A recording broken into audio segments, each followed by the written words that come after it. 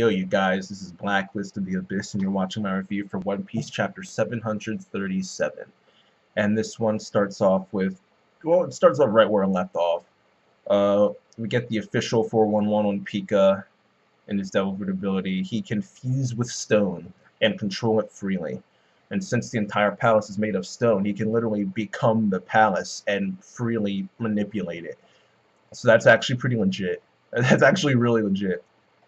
Alright, he's actually doing something unlike Diamante. Alright, because after this we go to the Coliseum. Jesus Burgess does a surge elbow, alright, and he like, just gets the crowd involved, destroying a part of the Coliseum, which is what freaking King Elizabavo was supposed to do, but he couldn't do that because this punch that can take down the four emperors can't even break a barrier that Bartolomeo created. Whatever. The force wasn't even enough to blow some people out of their seats in the stands, but apparently it could take down one of the four emperors. Right, but whatever. He ends up trying to do the same thing to Sabo, because Sabo went up to go get Ace's Devil Fruit, and Diamante stopped him. And Diamante also, like I was going to say before, he hasn't done anything impressive at all. He's the exact opposite of Pika, which is a shame because I actually like his character. I really do. But Pika is actually doing stuff and looking impressive, while Diamante is swinging a sword. And Sabo broke his sword too, so I mean, he's really not looking good right now. He's really not. But yeah, Jesus Burgess did a surge elbow on Sabo. Sabo hockeyed up, did like dragon talons or something like that, and stopped it. He also broke his armor, to the armor that he had on his elbow. He broke that. And Diamante finally comes to the realization that Sabo has not stretched his arms or legs or neck or anything. He is not using the Gum Gum Devil Fruit ability that he's supposed to have, even though Luffy's entire offense is based off of using his Devil Fruit. Even when he uses Haki, he still combines it with his Devil Fruit. So like he's not like the Sinbad of One Piece, where he can fight without his Devil Fruit. He's completely reliant on his Devil Fruit, and he hasn't used it yet to this juncture. He hasn't used it yet to this point in the battle, and it's taken this long for Diamante to actually realize, wait a minute, this might not be Straw Hat Luffy. Yeah, after that we spend the rest of the time with inside the underground factory.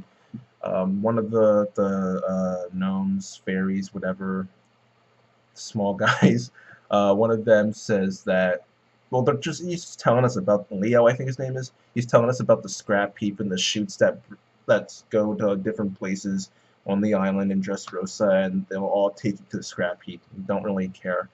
All the people we know that were down there aren't there anymore, so I don't really care.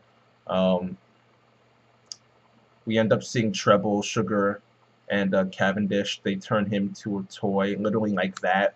I was gonna say poof, but he didn't even. There was no poof or anything. Literally, just like that, he was a toy. They made a contract with him, sent him out to work, and that was that. I didn't really care that much for the scene. All it does, it lets us know that Cavendish is a toy now. Maybe Oda will do something where the contract was made with Cavendish, but not with his other personality. So like he'll switch to his other personality, and then all of a sudden he'll be able to rebel against Doflamingo and Treble and Sugar. But I don't really care that much, so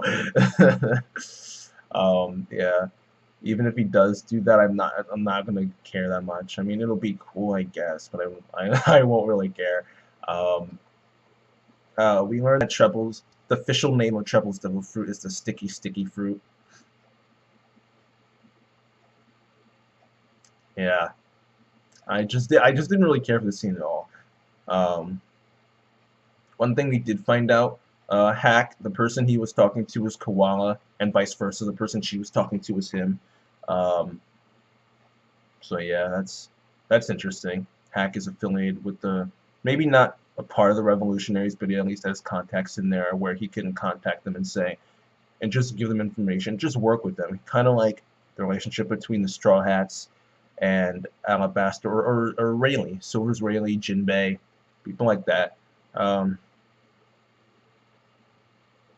yeah, that's really it. I mean, the gnomes or whatever, the fairies, they're pretty much trying to take this grape-shaped Tabasco ball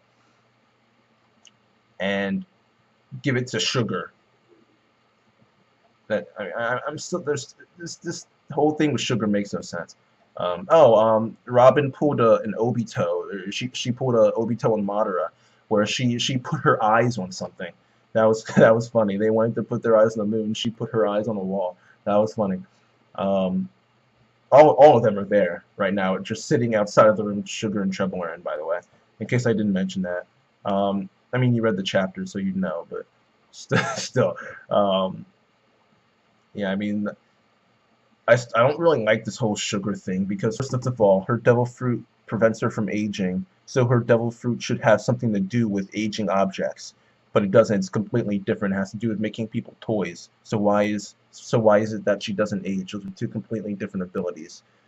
Plus, the thing that will counter her ability, make the toys come back to being humans, make everyone's memories come back. Oh yeah, that's another thing. People lose their memories too. That's three different abilities right there in one devil root. It doesn't make sense. Um, but the thing that will undo all of that is her losing consciousness. But I said this in the review where we learned that it doesn't make sense because when you go to sleep, you lose consciousness. I know. Oda's not going to try and tell us that she hasn't slept in freaking like 20 years. That's ridiculous. All right. It just doesn't make sense. It doesn't make sense. Um, how Leo's even going to get that Tabasco ball or Tatababasco, whatever Oda tried to change it to. How he's even going to go about getting that in the basket, I don't know. I'm sure Treble or Sugar would notice a random ball traveling across the ground, then being thrown up inside the basket. That there's no way that this plan is going to work. Um, that's really it for the chapter, though. I'll give it a 6 out of 10. If I hadn't taken notes in the chapter, I wouldn't have remembered anything that happened. I really wouldn't have, because I just didn't care that much. It was just an okay chapter, really. Um, yeah. Pika was the only thing that I would legitimately remember. Tomorrow, when I wake up, Pika will be the only thing I remember. Um, yeah, that's it, you guys. Chapter gets a 6 out of 10. Rate, comment, subscribe, and I'll see you guys next time.